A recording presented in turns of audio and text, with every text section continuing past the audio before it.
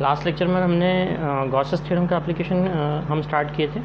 Gauss theorem हमने पढ़ा था, स्टेट एंड प्रूव किया था गॉस थ्योरम, और गॉस थ्योरम का एक एप्लीकेशन हमने किया था लास्ट लेक्चर में, जिसमें हमने गॉस थ्योरम की हेल्प से कूलॉम्स लॉ को डिराइव किया था।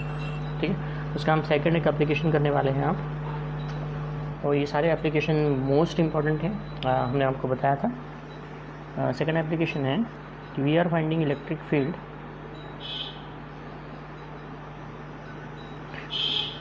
due to a line charge, due to a line charge, और इसे ऐसा भी पूछा जा सकता है electric field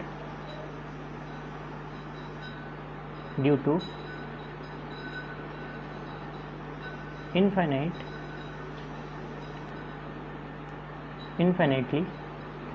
long straight wire, long straight wire. We have to find electric field due to a infinitely long straight wire, or we can say due to a line charge. ठीक है, now what does it means and how we can find the electric field with the help of Gauss's theorem. Okay, इसके साथ में question यही आएगा लग के कि with the help of Gauss theorem या find the electric field, intensity of electric field due to infinitely long straight wire by Gauss's theorem या using Gauss's theorem. So we will use Gauss theorem to find the electric field due to a line charge. Now what does it means line charge? Okay, suppose there is a straight wire of infinite length, जैसा कि ये आपको wire दिख रहा है। ठीक है, ये एक वायर है, सपोज एक इनफाइनाइट लेंथ का एक स्ट्रेट वायर है। अब इस स्ट्रेट वायर के कारण हमको इलेक्ट्रिक फील्ड फाइंड करना है। तो कहाँ फाइंड करना है?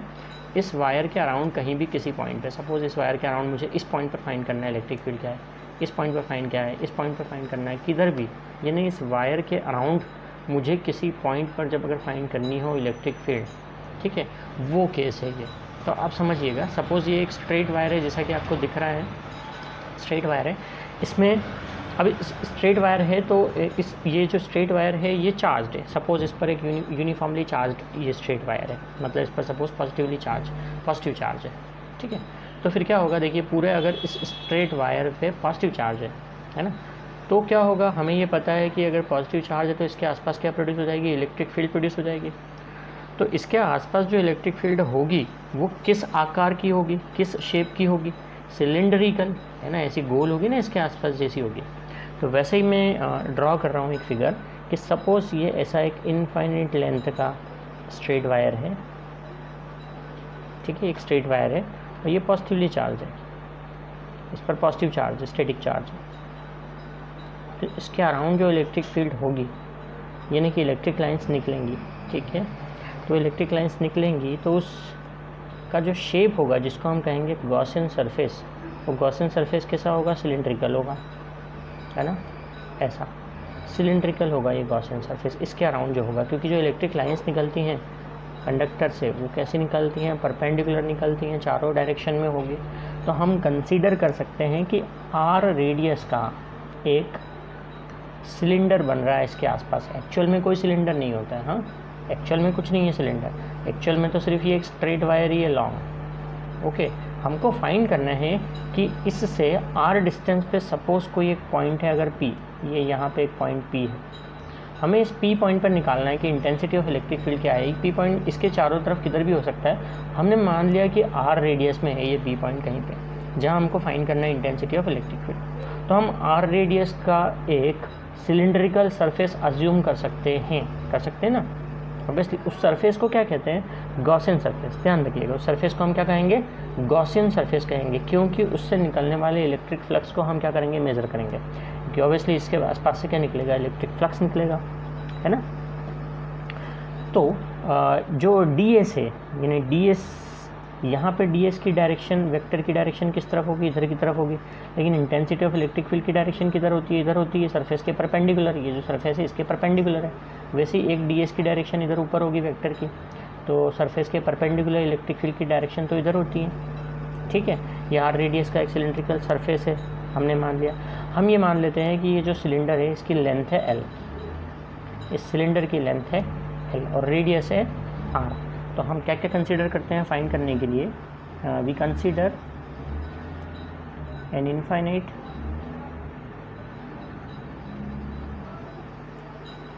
straight wire has a linear charge density. देखिए चार्ज डेंसिटी से हम आपको पढ़ा चुके हैं, 3 टाइप की होती है। अब अगर एक लाइन चार्ज है, अगर लाइन चार्ज मतलब जैसा ये वायर था, इसकी थिकनेस बहुत ही कम है ना, तो हम इसको लाइन चार्ज कंसिडर कर सकते हैं, ठीक है। तो लीनियर चार्ज डेंसिटी को हम लैम्डा से डिनोट करते हैं। तो मान लिया कि हमने इस लाइन चार्ज की लीनियर चार्ज डेंसिटी है लैम्डा, ठीक है, इसकी लीनियर चार्ज डेंसिटी लैम्डा है। अब हम ये कंसिडर कर सकते हैं, अब हम ये लेते हैं कि we have to find intensity of electric field, we have to find intensity of electric field at point P at a distance r from the wire से r डिस्टेंस p पॉइंट पे हमें निकालना है इंटेंसिटी ऑफ इलेक्ट्रिक फील्ड क्या है, ठीक है। Derivation सारे इंपॉर्टेंट डेरिवेशन हैं। तो we can assume Gaussian surface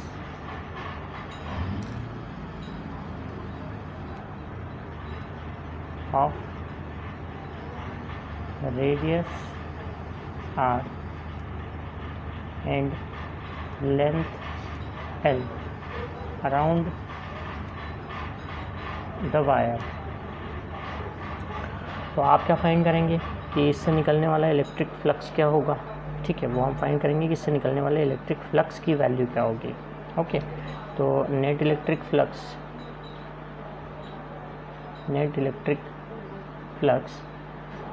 passing through Gaussian surface, electric flux Gaussian surface से निकलता है, ठीक है। Net electric flux passing through Gaussian surface phi will be, electric flux का फार्मूला होता है integration E dot d s होता है, ठीक है ना, integration E dot d s ये होता है टोटल फार्मूला। तो यहाँ पे देखिए कि 3 तरह के सरफेस है, एक ऊपर, एक नीचे और एक आसपास का है ना, ऊपर का एक नीचे का। Phi is equal to integration E dot d s ये होता है फार्मूला। अब यहाँ पर है E dot d s, E d s cos theta होगा। तो ऊपर और नीचे की डायरेक्शन में आप देखिए जो ई और डी एस के बीच का एंगल है 90 डिग्री है ना, यहाँ पर भी और यहाँ पर भी। लेकिन यहाँ पर डी एस और ई दोनों की डायरेक्शन कैसी है, सेम, जो इसका कर्व सरफेस है उस पर, ठीक। तो ई डी एस कॉस 90 डिग्री ये ऊपर वाले सरफेस के लिए, ई डी एस कॉस 90 डिग्री ये नीचे वाले सरफेस के लिए, और E d s cos 0 degree ये कर्व सरफेस के लिए। टोटल 3 सरफेस है यहाँ पर, ठीक। तो कॉस 90 होता है 0, यानी कि ये दोनों इंटीग्रेशन क्या हो जाएंगे 0। अब आपके पास में ये बचेगा, कॉस 0 की वैल्यू 1 होती है, यानी ई इंटीग्रेशन डी एस, इंटीग्रेशन से ई बाहर कर दिया, इंटीग्रेशन डी एस। तो ई इंटीग्रेशन डी एस का मतलब हुआ टोटल सरफेस एरिया। तो टोटल कौन सा, कर्व सरफेस एरिया, ये कौन सा डी एस है, ये कर्व सरफेस एरिया वाला डी एस। तो टोटल कर्व सरफेस कितना होता है, कर्व सरफेस ये किसका शेप है, सिलेंडर, 2 पाई आर एल, ठीक है ना, एल हमने लेंथ मानी है ना, तो ये कितना हो जाएगा 2 पाई आर एल, ये है फाई, ठीक। अब हम क्या करेंगे, अब हम अप्लाई करेंगे गॉस थ्योरम, क्योंकि आपको फाइंड क्या करनी है, इंटेंसिटी ऑफ इलेक्ट्रिक फील्ड, ये है फाई। अब आप यूज़ कर लीजिए Gauss theorem, by using Gauss theorem. यहाँ अब हम गॉस थ्योरम अप्लाई कर सकते हैं। गॉस थ्योरम के अकॉर्डिंगली किसी भी क्लोज्ड सरफेस से निकलने वाला जो नेट इलेक्ट्रिक फ्लक्स होता है वो उसके अंदर, सरफेस के अंदर जितना टोटल चार्ज प्रेजेंट है उसका 1/ε0 टाइम्स होता है, यानी by Gauss theorem phi is equals to क्या होता है, Q/ε0, ठीक है। फाई की वैल्यू होती है Q/ε0। अब आप इन दोनों को क्या कर दीजिए, कंपेयर कर दीजिए इक्वेशन 1 और 2 को। By equation 1 and 2 what we can write, दोनों को इक्वेट कर दीजिए। यहाँ तक आपको समझ में आ गया होगा कि हमने नेट इलेक्ट्रिक फ्लक्स फाइंड किया फॉर्मूले की हेल्प से। यहाँ हमने क्या किया है, मैं एक्सप्लेन कर दिया आपको। नेट इलेक्ट्रिक फ्लक्स के लिए इंटीग्रेशन E.ds फार्मूला होता है। यहाँ 3 तरह के सरफेस हैं, एक ऊपर है, एक नीचे है और एक कर्व सरफेस है। ऊपर और नीचे वाले जो दोनों सरफेस वेक्टर हैं वो इलेक्ट्रिक फील्ड के साथ 90 डिग्री का एंगल बनाते हैं, ठीक है ना। और कर्व सरफेस के साथ में जो सरफेस वेक्टर है, एरिया वेक्टर है, वो इलेक्ट्रिक फील्ड के साथ में सेम कोई एंगल नहीं बना रहा, 0 डिग्री का एंगल बना रहा है, क्योंकि सेम डायरेक्शन है दोनों की, ठीक है ना। तो यहाँ से हमने फाई निकाला, पहले cos 90 डिग्री 0 हुआ था, cos 0 डिग्री 1 हुआ था, तो इंटीग्रेशन E.ds हुआ। इंटीग्रेशन ds यानी कि total surface area which is 2πr_l हो जाएगा। यहाँ से हम इसको इक्वेट कर रहे हैं गॉस थ्योरम का यूज़ करके फाई को, तो E इंटू 2πr_l अब क्या होगा, इक्वेशन 1-2 की हेल्प से E into 2πr_l equal to Q upon epsilon naught. Okay, अब नाउ सिंस ये लीनियर चार्ज डेंसिटी लेमडा क्या होती है, यूनिट लेंथ पे जितना चार्ज होता है, तो L लेंथ पे कितना चार्ज है, Q/L। लेमडा होती है लीनियर चार्ज डेंसिटी, यानी charge per unit length, L length पर जितना चार्ज है प्रेजेंट उसको बोलेंगे आप लीनियर चार्ज डेंसिटी। तो यहाँ से Q इज इक्वल टू क्या होगा, लेमडा इंटू L। ये वैल्यू यहाँ पुट कर दीजिए, E into 2πr_l is equal to Q की वैल्यू है lambda into L upon epsilon naught. तो ये L से L कैंसिल हो गया, E का फार्मूला आया lambda upon 2πr epsilon naught, ठीक है। ये होगी intensity of electric field due to a straight infinitely long straight wire और लीनियर चार्ज, ठीक है। छोटा सा एक डेरिवेशन था, ध्यान रखना है आपको कि डेरिवेशन में हमने क्या किया है। इस डेरिवेशन को आप नोट कर लीजिएगा, वीडियो को पॉज करके आप नोट कर लिया कीजिए।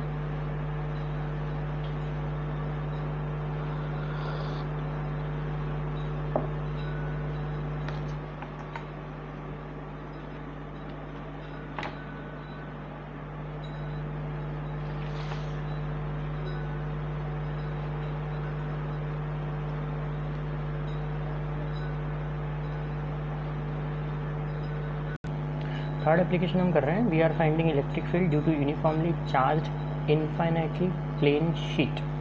Uniformly charge infinitely plane sheet का मतलब होगा कि कोई भी एक प्लेन शीट है, 2 डायमेंशनल सरफेस है, ठीक है। जैसे मैं बताऊँ आपको, तो ऐसा कोई भी पेपर हो गया, ठीक है, ऐसा कोई भी एक पेपर हो गया, क्या मान लिया हमने कि इनफाइनाइटली प्लेन शीट है, इसकी साइज़ जो है कि इनफाइनाइट शीट है, ऐसी प्लेन शीट है, 2 डायमेंशनल प्लेन शीट है। इसके ऊपर +Q चार्ज डिस्ट्रीब्यूटेड है सब कुछ, ठीक है।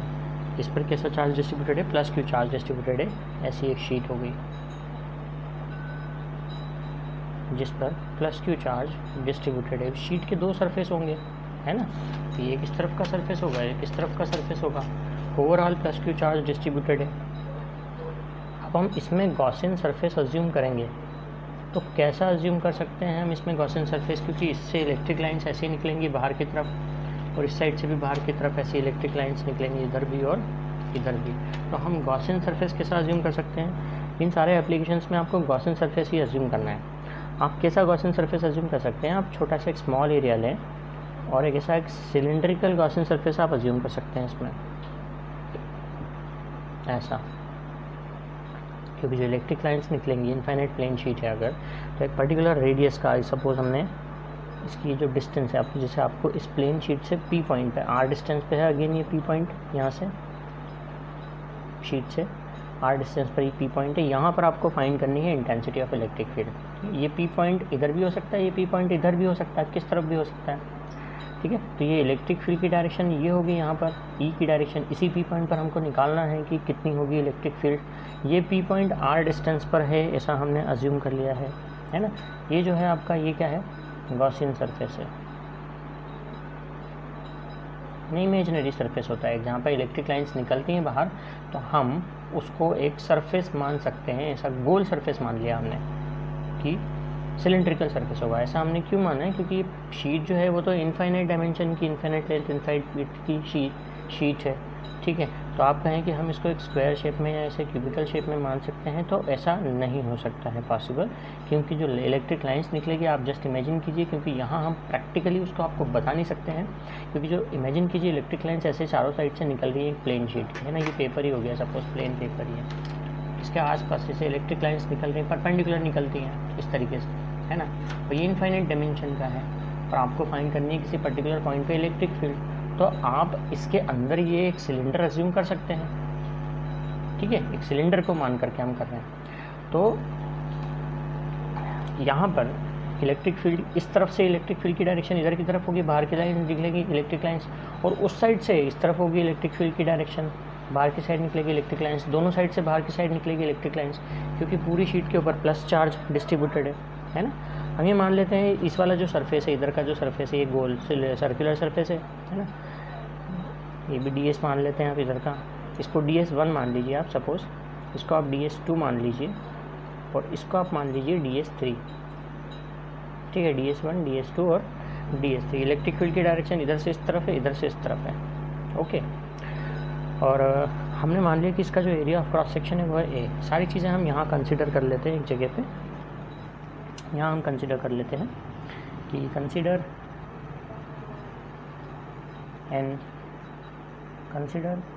N infinite plane sheet of charge distributed uniformly,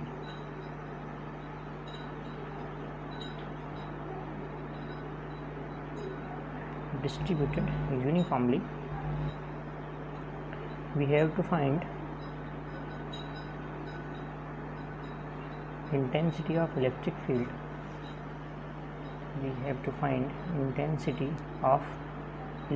field, at a distance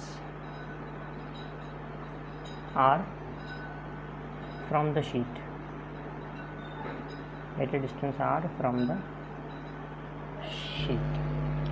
so we can assume a Gaussian surface, a Gaussian cylindrical surface, Gaussian cylindrical surface of area of cross section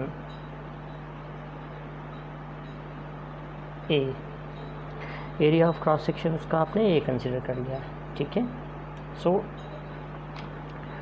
surface charge density क्या होगी, sheet के ऊपर charge distributed है तो surface charge density को हम sigma से represent करते हैं, सिग्मा पर यूनिट एरिया पर जितना चार्ज डिस्ट्रीब्यूटेड होता है, यानी sigma is equal to Q upon A होगा, है ना। ये होगी surface charge density, sigma is equal to Q upon A, unit area पर जितना चार्ज डिस्ट्रीब्यूटेड होता है उसी को बोलते हैं सरफेस चार्ज डेंसिटी। तो अगेन हम क्या निकालेंगे, नेट इलेक्ट्रिक फ्लक्स इस गॉसियन सरफेस से जितना पास हो रहा है, net electric flux passing through Gaussian surface, आप ऐसा लिख सकते हैं। तो फाई इज इक्वल टू, अब फिर से हमें वो लिखना है, इंटीग्रेशन E/ds cos थीटा होता है, तो इंटीग्रेशन E/ds1 cos 0 डिग्री एक ही सरफेस है, plus integration E/ds2 cos 0 degree एक इधर का है ना, क्योंकि P पॉइंट इधर भी हो सकता है इधर भी हो सकता है, प्लस चार्ज इस तरफ भी है शीट के, उस तरफ भी है शीट के, दोनों तरफ है, plus integration E/ds3 cos 90 degree, क्योंकि जो कर्व सरफेस है उससे ds की डायरेक्शन इस तरफ होगी, परपेंडिकुलर होगी, तो E और ds के बीच में 90 डिग्री का एंगल बनेगा, क्योंकि इलेक्ट्रिक फील्ड की डायरेक्शन ऐसी है अब, है ना। तो E/ds3 cos 90 degree, cos 90 degree 0 होता है, इसलिए थर्ड वाला क्या हो गया 0, and here ds1 and ds2 are equal, ये दोनों का जो एरिया ऑफ क्रॉस सेक्शन आपने माना है वो A माना है ना। तो यहाँ इसको आप नोट कर लीजिएगा, यहाँ ये जो ds1 है और ds2 है ये किसके इक्वल है, A, क्योंकि आपने area of cross section A consider किया हुआ है, दोनों की वैल्यू है A, है ना। तो फिर ये हो जाएगा आपका इंटीग्रेशन ds1 की बात करूँ मैं, इंटीग्रेशन ds1 और इंटीग्रेशन ds2, ठीक है। Total surface area of cross section का A है, तो यहाँ हो जाएगा वो E into A plus E into A, phi is equal to net electric flux, third वाला हो गया 0, cos 90 डिग्री 0 होता है इसलिए, है ना, यानी कि फाई इज इक्वल टू क्या हुआ 2E A। अब यहाँ पर आप अप्लाई कर दीजिए Gauss theorem by using Gauss theorem, क्योंकि गॉस थ्योरम को ही अप्लाई करना है आपको सारे एप्लीकेशंस में।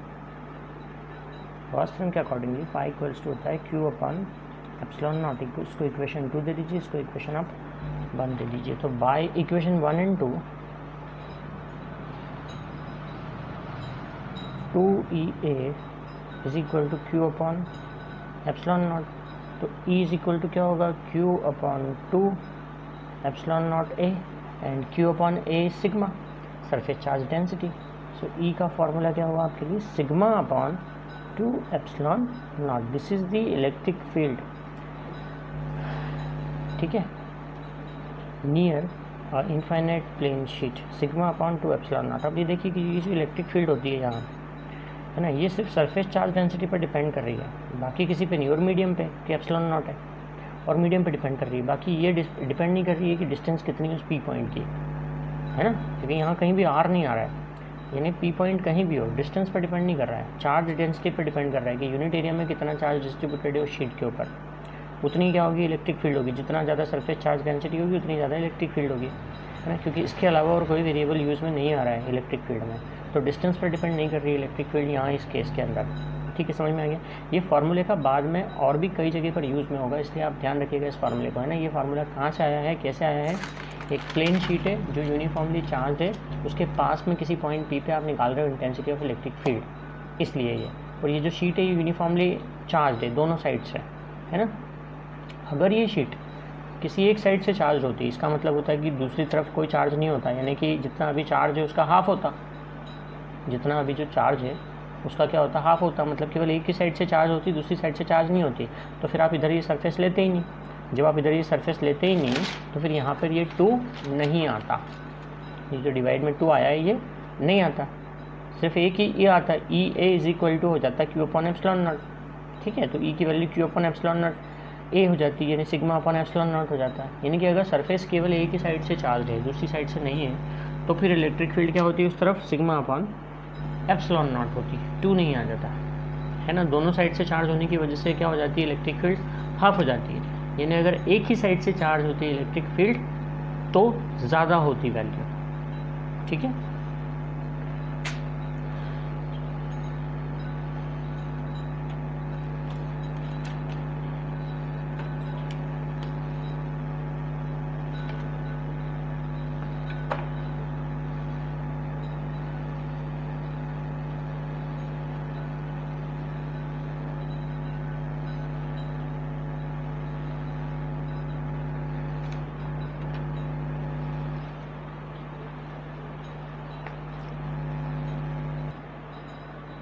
फोर्थ एप्लीकेशन है electric field due to uniformly charged thin spherical shell. Uniformly charged thin spherical shell के कारण किसी पॉइंट पे हमें फाइंड करनी है अगर इंटेंसिटी ऑफ इलेक्ट्रिक फील्ड, और यूजिंग गॉस थ्योरम, तो इसके लिए हम फॉर्मूला डिराइव करते हैं। सबसे पहले स्फेरिकल शेल का मीनिंग क्या होता है, स्फेरिकल शेल का मीनिंग ये होता है कि जो अंदर से खाली हो उसको बोलते हैं हम शेल, स्फेरिकल शेल, यानी कि अंदर मैटर प्रेजेंट नहीं हो। जैसे कि एग्जांपल के लिए ले हम तो फुटबॉल, बच्चों के खेलने का जो फुटबॉल होता है ना, अंदर से उसके अंदर मैटर नहीं होता है, केवल एक शेल होती है। तो शेल का मतलब आप समझ गए होंगे कि अंदर से जो क्या हो, खाली हो, सॉलिड नहीं हो, एम्प्टी हो अंदर से। ओके, तो ऐसे ही हमने कंसिडर किया कि ये एक स्फेरिकल शेल है, ठीक है, ये एक शेल है, कंसिडर कर लीजिए आप। तो अब अगर आपको किसी पॉइंट पर इलेक्ट्रिक फील्ड फाइंड करनी है, तो that point may be outside the shell और at the surface of the shell और इनसाइड द शेल, किधर भी हो सकता है वो पॉइंट, आउटसाइड भी हो सकता है, सरफेस पे भी हो सकता है और अंदर भी हो सकता है। तो हम ये तीनों केसेस में फाइंड करेंगे इंटेंसिटी ऑफ इलेक्ट्रिक फील्ड की वैल्यू क्या होगी, ठीक है, फार्मूला ड्राइव करेंगे एक तरह से। तो हम ये कंसिडर करते हैं कि कैपिटल R रेडियस का एक थिन स्फेरिकल शेल है, ठीक है। We consider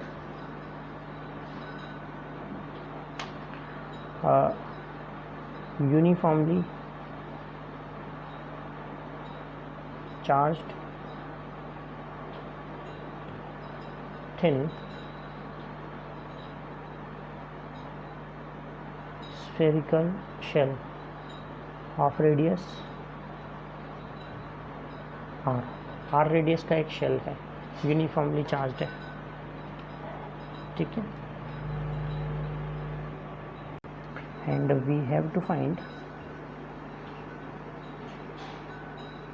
intensity of electric field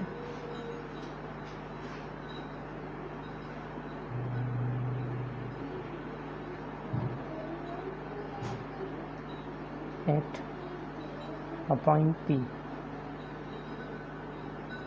at a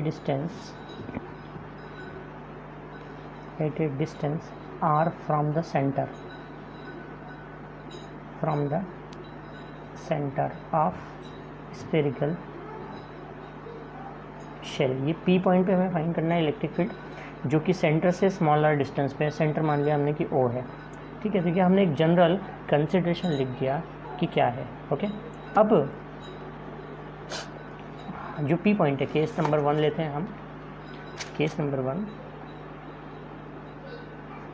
when point P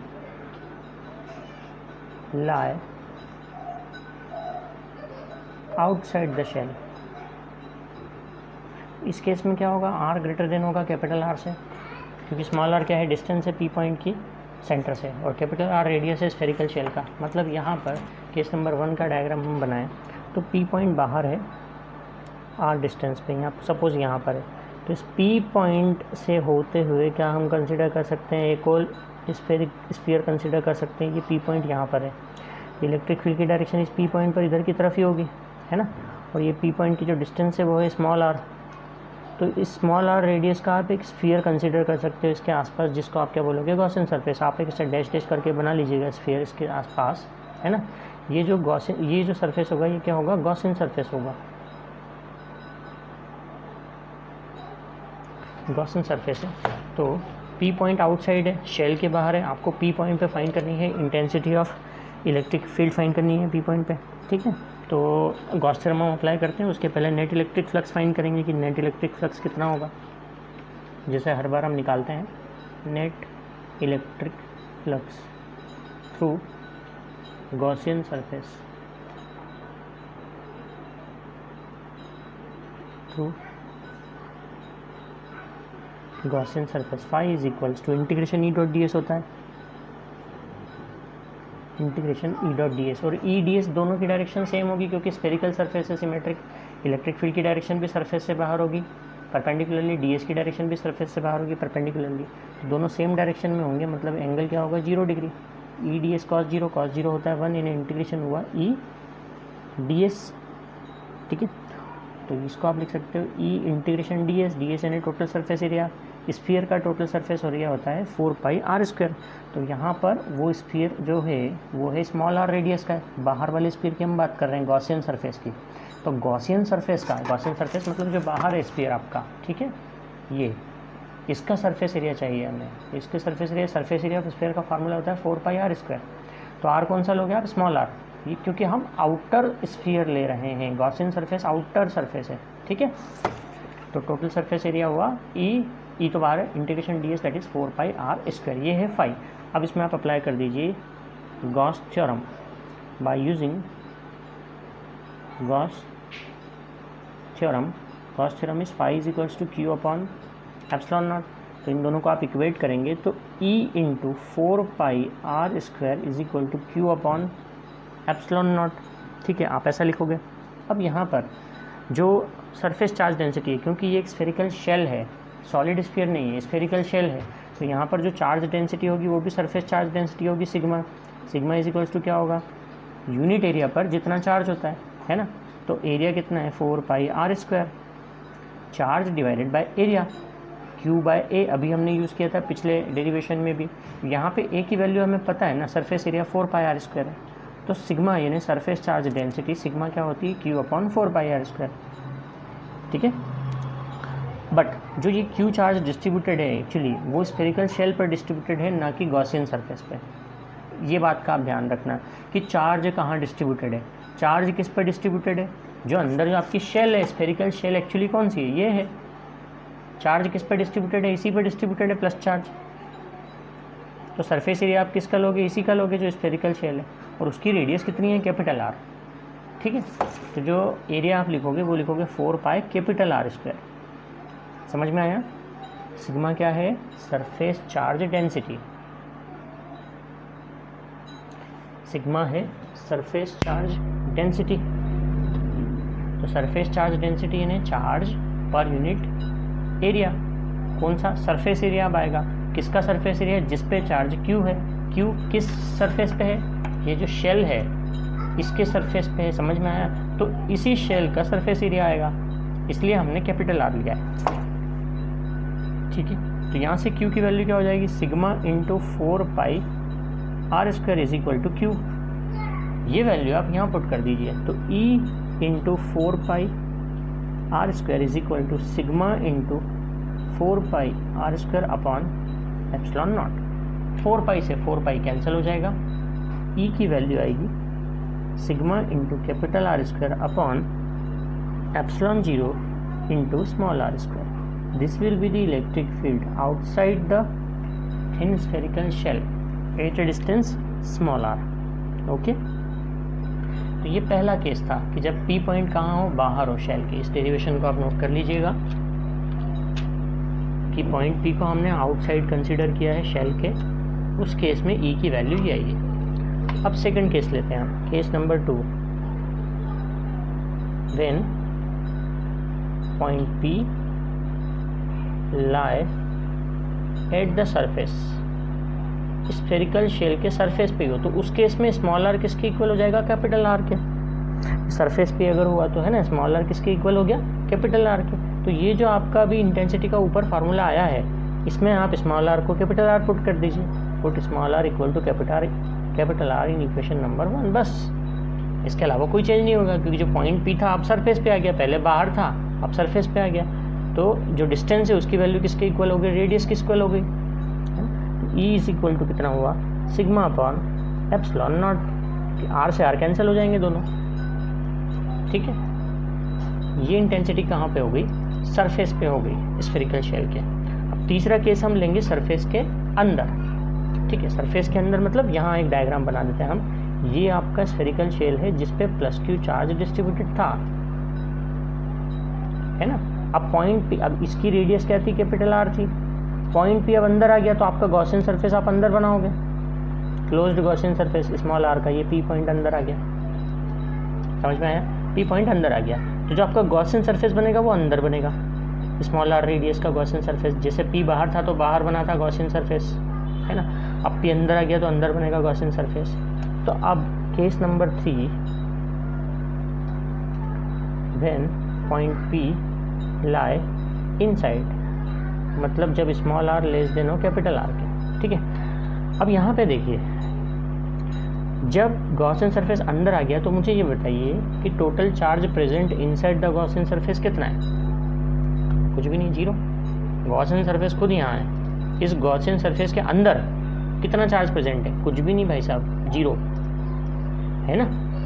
फिर से समझिए, जब ये P पॉइंट बाहर था तो बाहर था गॉसियन सरफेस, तो चार्ज कहाँ था, गॉसियन सरफेस के अंदर था।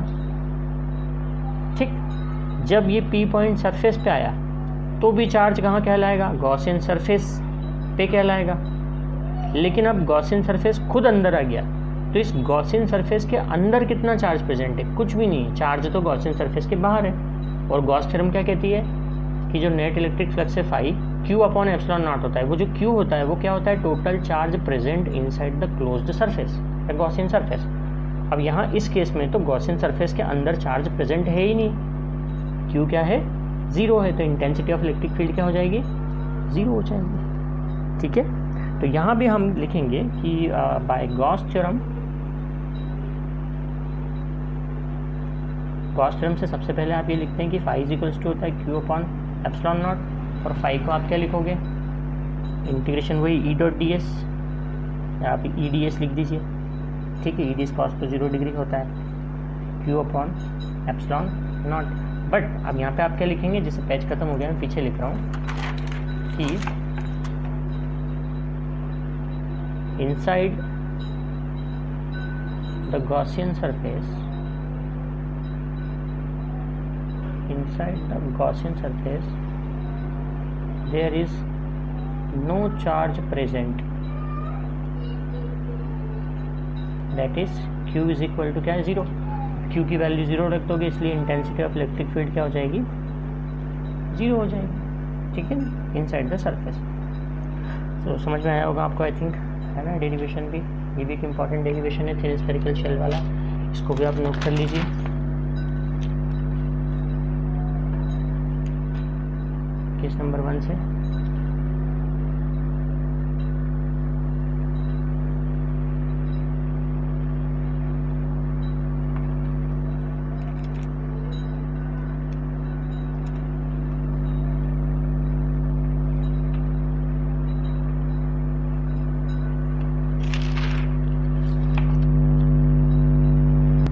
आज का लेक्चर हम यहीं पे फिनिश कर रहे हैं। नेक्स्ट लेक्चर में हम कुछ डेरिवेशंस करेंगे, मतलब कुछ न्यूमेरिकल क्वेश्चंस करेंगे इस चैप्टर के। यहाँ पर आपका जो फर्स्ट यूनिट का फर्स्ट चैप्टर है इलेक्ट्रिक फील्ड, वो फिनिश होता है। तो नेक्स्ट लेक्चर से हम इस इलेक्ट्रिक फील्ड वाले चैप्टर के कुछ न्यूमेरिकल क्वेश्चन सॉल्व करके सेकंड चैप्टर स्टार्ट कर देंगे, electric potential and capacitance. Okay.